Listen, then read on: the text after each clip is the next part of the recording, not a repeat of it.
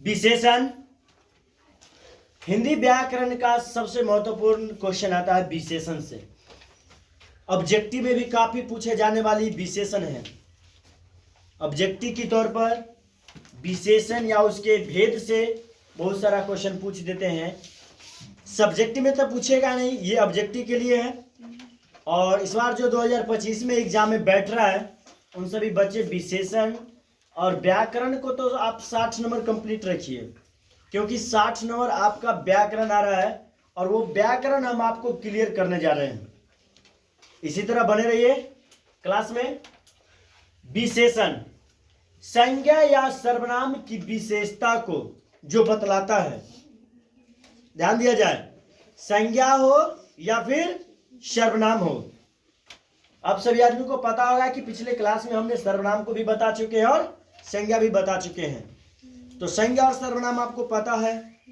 तो संज्ञा और सर्वनाम की विशेषता को यदि जो बतलाता है विशेषण कहलाता है। यहां पर एग्जाम्पल अभी लिया जाए तो यहां पर लिखा जाएगा कि सीता बहुत सुंदर है। ध्यान दिया जाए, यहां पर कहेगा कि आप विशेषण इसमें से बताइए कि विशेषण कौन है। कुछ बच्चे यहां पे कंफ्यूज होंगे कि बहुत को लगाते हैं और कुछ लगाएंगे सुंदर को। लेकिन वास्तविक विशेषण क्या होगा ये अभी आप जान लीजिए, क्योंकि हमने बताया कि संज्ञा या सर्वनाम जो विशेषता बतलाता है उसे विशेषण कहते हैं। तो यहां पर है सीता बहुत सुंदर है। यहां पर यदि बहुत नहीं होता तो विशेषण क्या हो जाता, सुंदर हो जाता। लेकिन यहां पर क्या लगा हुआ है, बहुत लगा हुआ है।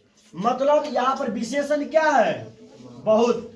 सीता तो सुंदर है पर वो बहुत ज्यादा सुंदर है ना, इसलिए यहां पर विशेषण बनेगा बहुत। अब यहां पर हो जाएगा गीता काली है। अब यहां पर देखिए सीता की बहन गीता हो सकती है, ठीक है। तो सीता बहुत सुंदर है लेकिन गीता बहुत काली है। तो यहाँ सॉरी बहुत नहीं है, गीता काली है। तो गीता क्या हो गया, संज्ञा। गीता क्या हो गई, संज्ञा हो गई। और उसकी विशेषता क्या है कि वो काली है।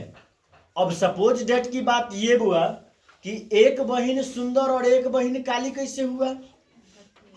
तो इसके अनुसार जब हम जांचना शुरू करेंगे तो हमको बायोलॉजी में जाना पड़ेगा और उसको जांच निकालना पड़ेगा कि डीएनए की जांच से पता चलेगा ये काली क्यों हुआ और एक सुंदर क्यों हुआ, ठीक है। लेकिन यहाँ पर बात यहाँ पर हिंदी की है, तो यहाँ पर विशेषण क्या हो जाएगा, काली ना। गीता तो है पर वो क्या है, काली है। समझ गए। चलिए अब यहां पर हम लोग जानेंगे कि विशेषण के कितने भेद हैं। बच्चों याद कर लीजिए, विशेषण के कुल 4 भेद हैं। विशेषण एक पिता हो गया और विशेषण के क्या पुत्र, 4 गो पुत्र है। बड़का बेटा का नाम गुणवाचक है, मंझला का परिमाणवाचक है और तीसरा का संख्यावाचक और चौथा का सर्वनामिक हो गया, ठीक है। तो यहां पर हम लोग जानेंगे गुणवाचक सर्वनाम, सॉरी गुणवाचक विशेषण। संज्ञा या सर्वनाम के बीच जिन किन्हीं व्यक्तियों के गुण के बारे में बतलाता हो, किसके बारे में, गुण के बारे में यदि बतलाता हो तो क्या आ जाएगा, गुणवाचक विशेषण। जैसे राम दयालु हैं, तो यहां पर गुणवाचक क्या हो जाएगा, दयालु हो जाएगा, क्योंकि राम तो एक व्यक्ति है पर उसकी गुण क्या है कि बहुत माने दयालु है ना। दयालुता उसका विशेषण हो गया।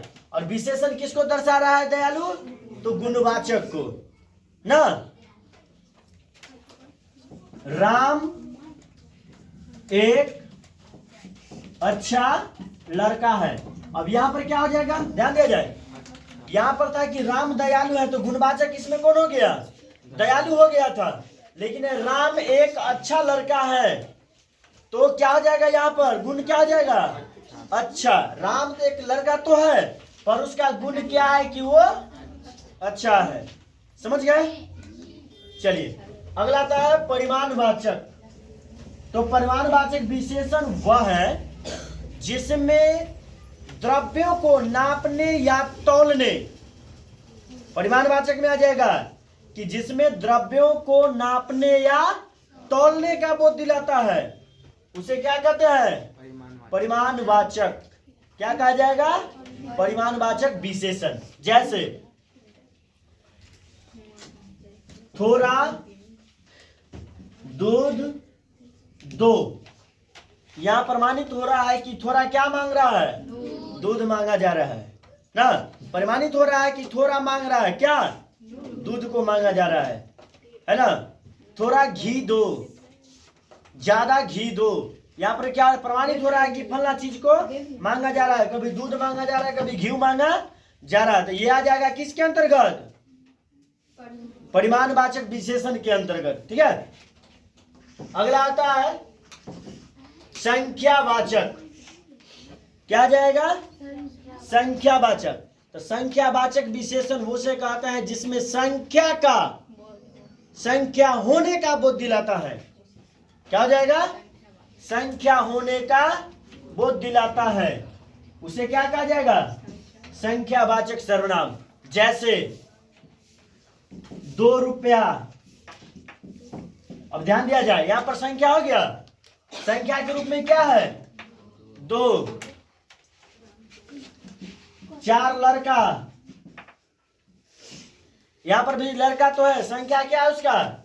4 है। यानी जो संख्या होने का बोध दिलाता हो संख्यावाचक विशेषण कहलाता है। लास्ट में आता है सार्वनामिक, जिसमें संज्ञा और सर्वनाम दोनों मिला हो। जिसमें संज्ञा और सर्वनाम दोनों मिला हो, क्या कहलाएगा? सर्वनामिक। ठीक है। Thank you.